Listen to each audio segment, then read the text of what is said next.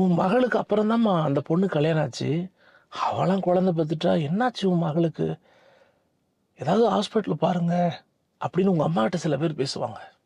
ஏன் உங்ககிட்ட கூட சில பேர் கேட்பாங்க. இன்னொரு விஷயம் என்னன்னா, உங்களுக்கே அதுக்கான பதில் தெரியாது. ஏன் இவ்வளோ நாள் நமக்கு குழந்தை கிடைக்கல? நம்ம எல்லாமே பார்த்துட்டு தானே இருக்கிறோம்.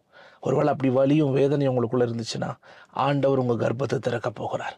ஆண்டவர் உங்களை நினைக்க போகிறார். ஒரு ஆமேன்னு சொல்லுங்களேன். ஏமேன், நிச்சயம் நடக்குங்க. ராகேலை குறித்து ஒரு 3 ஜெப குறிப்புகளை நான் சொல்கிறேன். அதை உங்கள் இருதயத்தில் வைத்து இந்த மதிய வேளையில் நீங்கள் ஜெபிக்க ஆரம்பிங்க. நிச்சயம் அற்புதத்தை பார்ப்பீங்க.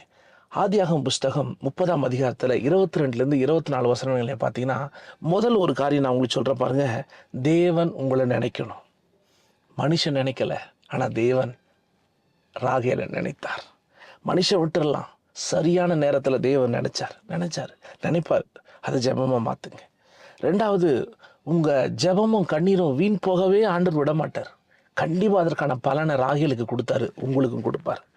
மூணாவது பாருங்க, சரியான நேரத்தில் தான் தேவன் இந்த அற்புதத்தை செய்வார். இந்த சரியான நேரம் எப்போ என் வாழ்க்கையில் வரும், அதுக்காக நீங்கள் காத்திருக்கணும்ல.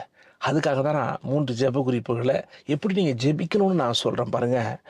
ஆண்டவரே என்னை நினைவு கூறுங்கப்பான்னு சொல்லி கொஞ்ச நேரம் நல்லா ஜெபம் பண்ணுங்க. ராகேலை போல என்னையும் நீங்கள் நினைவு கூறணும் ஆண்டவரேன்னு சொல்லி தேவ சமூகத்தில் உங்கள் வாழ்க்கையை அர்ப்பணித்து கிருபை கொடுங்கப்பான்னு கொஞ்ச நேரம் ஸ்தோத்திரம் பண்ணி ஜெபம் பண்ணுங்க முதல்ல. ரெண்டாவது, உங்கள் கண்ணீரை ஜெபமாக மாற்றுங்க. உங்கள் வேதனையை, உங்கள் கண்ணீரை அதை வீணாக்கிடாதீங்க. அதை ஆசீர்வாதமாக மாறணும்னு சொல்லி ஜெபிங்க. மற்றவங்க பேசின அந்த வார்த்தைகள் எல்லாம் உங்கள் வாழ்க்கையில் சாட்சியாக மாறணும்னு ஜெபிங்க. அப்படி நீங்கள் ஜெபிக்க ஆண்டவர் உங்கள் வாழ்க்கையில் ஒரு பெரிய அற்புதத்தை செய்வார் இந்த மதிய வேளையில். மூன்றாவது பாருங்க, சிறந்த நேரத்துக்காக ஜெபம் பண்ணுங்க. ஆண்டவரே அப்பா, எங்கள் வாழ்க்கையில் உங்கள் நேரத்தை நம்பி நான் விசுவாசமாக இருக்கிறேன். அந்த சரியான நேரத்துக்காக நான் காத்திருக்கிறேன். அந்த சரியான நேரம் என் வாழ்க்கையில் நடக்கட்டும், என் கணவர் வாழ்க்கையில் நடக்கட்டும், என் பிள்ளைங்க வாழ்க்கையில் அது அடையாளப்படுத்தப்படட்டும்னு சொல்லி ஜெபம் பண்ணிட்டு நீங்கள் ஒவ்வொரு நாளும் கடந்து போங்க. உங்கள் கூட ஆண்டவர் இருக்கிறார். ராகேலுக்கு எப்படிப்பட்ட பிள்ளை ஆண்டவர் கொடுத்தார் தெரியுமா? யோசேப்புங்க. ஆமென். யோசேப்பு, தாமதிக்கிறவங்க வாழ்க்கை, தடையாக இருக்குன்னு நினைக்கிறவங்க வாழ்க்கை, பிறரெல்லாம் பேசி உங்களை காயப்படுத்தினவங்க வாழ்க்கைக்கு ஆண்டவர் யோசேப்பை உங்களுக்கு கொடுப்பார். ஒரு ஆமேன் சொல்லுங்க. ஆமேன். குழந்தை இல்லாத அநேகருக்கு இதை பகிர்ந்து அவர்களையும் ஜெபிக்க வைங்க.